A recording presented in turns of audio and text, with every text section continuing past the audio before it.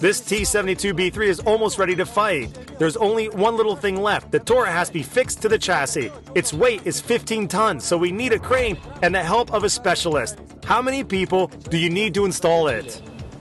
This procedure is performed by 3 workers.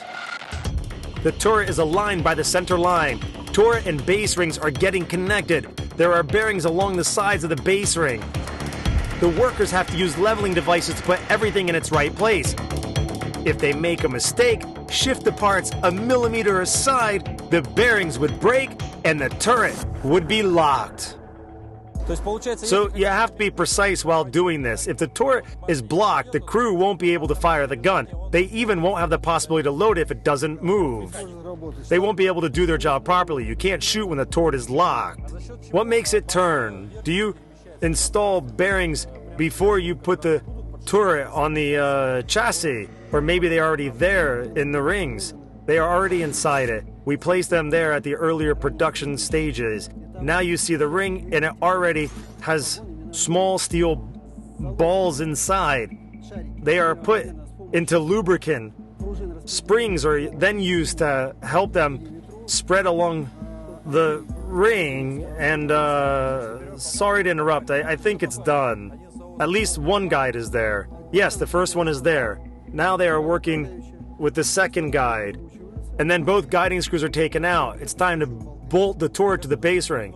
The chassis is down. I see how heavy it is. Yeah, it's heavy.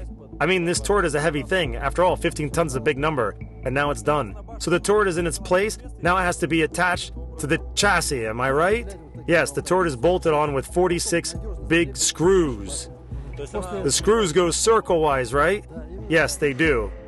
And then internal wiring. First we install the loader, then we install the wiring, and after that, we adjust the fire control system. And you have 6 hours for that? Yes. Well, good luck then. It reminds me of a circus show when they load the tank to a flat car. I can even imagine the poster. It would say flying elephants. During the loading, the turret is turned backwards for better weight distribution. Front armor is always heavier. There are railway tracks at the plant. They are used to ship newborn tanks to the troops. They will start their new lives at new places.